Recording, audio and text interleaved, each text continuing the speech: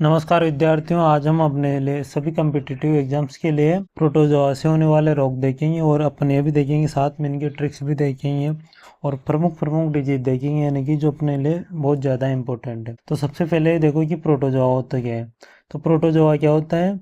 Protozoa अपने पास क्या है, एक कोशिकीय सूक्ष्म जीव होते हैं। सूक्ष्म जीव यानी कि छोटे छोटे ऑर्गेनिज्म होते हैं, माइक्रो ऑर्गेनिज्म होते हैं। जैसे बैक्टीरिया होता है ना, वैसे भी छोटे जीव होते हैं। ये क्या होते हैं? परजीवी, यानी कि जीवित रहने के लिए किसी होस्ट बॉडी की, यानी कि दूसरे के शरीर की आवश्यकता होती है। जैसे अपने ऊपर जो रहती है ना, तो वो क्या रहती, मनुष्य के ऊपर रहती है, तो उसको जीवित रहने के लिए क्या है, दूसरे शरीर की आवश्यकता होनी होती है, यानी कि होस्ट बॉडी की आवश्यकता होती है। फिर देखो, इससे होने वाले प्रमुख रोग देखते हैं अब अपन। तो इससे होने वाले प्रमुख रोगों में सबसे पहला है अपने पास मलेरिया। तो इस किससे होता है? प्लाज्मोडियम से होता है। और इसमें लक्षण क्या है? इसकी बुखार आना और ठंड लगना। और इसका संचरण यानी कि किससे फैलता है? तो मादा एनाफिलीज मच्छर ये काटने से फैलता है।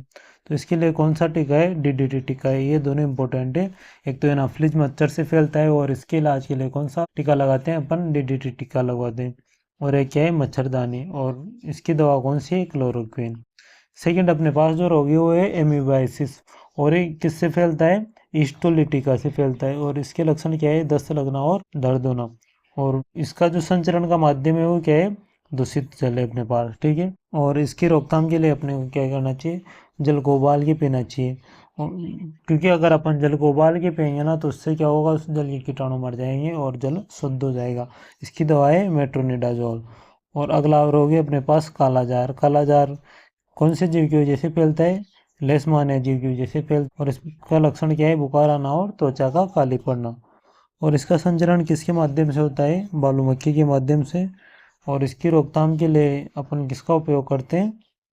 कीटनाशकों का उपयोग करते हैं, यानी कि कीटनाशक छिड़क देंगे, जिससे क्या होगी? मक्खियाँ मर जाएगी। तो अब मक्खियाँ मर जाएगी तो फिर रोग फैलेगा नहीं अपने तक। और इसकी दवा कौन सी है? मेल्टेफोसिन। अगला जो रहोगे अपने पास स्लीपिंग सिकनेस, इसको अपन ट्राइपेनोमोसिस भी बोल सकते हैं, क्योंकि ये किससे फैलता है? ट्राइपेनोजमो से फैलता है, इसलिए अपन इसको क्या बोल सकते हैं? ट्राइपेनेजमोसिस। और इसके लक्षण क्या है? बहुत ज़्यादा नींद आना और भ्रम होना अपन को, यानी कि कोई चीज़ है नहीं और उसका ऐसा लगना है कि ये यहाँ पे, तो उसका भ्रम होना। और इस किसके माध्यम से फैलता है? संचरण किससे होता है? शीशी मक्खी से। और इसकी रोकथाम क्या है? इसकी कोई रोकथाम नहीं, इसका अपन को इलाज ही करवाना पड़ता है, या फिर अपन कीटनाशक छिड़क सकते हैं जिससे वो मक्खियाँ मर जाए।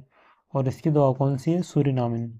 ये दवा इतनी खास इंपॉर्टेंट है नहीं अपने लिए तो एक तो ये किससे फैल, इसका मतलब जो जीवाणु होता है ना, जो प्रोटोजोआ, वो इम्पोर्टेंट है। एक तो कारक जीव इम्पोर्टेंट है। और एक अपने पास संचरण किसके माध्यम से होता है, वो इम्पोर्टेंट है अपने पास, ठीक है। अगला जो रोग है अपने पास वो है टोको टोक्सोप्लाज्मोसिस। किससे फैलता है? इसका जीव कौन सा है जिससे होता है? टिगोनडी। इसका प्रोटोजोआ है जिससे होता है। और इसमें क्या होता है अपने पास? स्वाइन फ्लू, यानी कि फ्लू होता है ना, उसके जैसे लक्षण उत्पन्न होते हैं। और बिल्ली के मल से इसका संचरण होता है। और इसके रोकथाम के लिए अपन को हाइजीन रखनी चाहिए, यानी कि साफ सफाई रखनी चाहिए। और इसका सावधानी इलाज है। अब ट्रिक से आप देखो तो दे सकते हो। एम से मलेरिया, ए से म्यूबाइसिस, और एल से लेशमेनियासिस, यानी कि इसको क्या बोलते हैं अपन? Sleeping sickness. स्लीपिंग सिकनेस, ठीक है, नींद आना। और ट्राइपेनेजमोसिस और टोक्सोप्लाज्मोसिस, ठीक है। अब देखो, मलेरिया का निदान ब्लड स्लाइड से होता है। ये अपने पास इंपॉर्टेंट फैक्ट है। काला जार सबसे ज़्यादा कहाँ पे होता है? बिहार में। ये इंपॉर्टेंट रख ले, याद रख लेना। ये अपने पास इंपॉर्टेंट है। काला जार विशेष रूप से कहाँ होता है? सबसे ज़्यादा बिहार में। एमियोबाइसिस को क्या कहते हैं अपन? ट्रेवलर्स डायरिया, यानी कि जो ट्रेवल करने वाले लोग होते हैं ना, उनका डायरिया किसको कहते हैं अपन? एमियोबाइसिस को। ये भी इंपॉर्टेंट है। और गर्भवती महिलाओं के लिए टोक्सोप्लाज्मोसिस जो होता है ना, वो खतरनाक होता है, ये याद रख लेना आप। और रोकथाम के उपाय अपन को, जैसे प्रोटोजोआ से जो होने वाले रोग है ना, उनकी रोकथाम के लिए क्या करना चाहिए? साफ सफाई रखनी चाहिए। और मच्छरों से बचाव करें, यानी कि मच्छर नहीं होने चाहिए अपने पास पास ज़्यादा।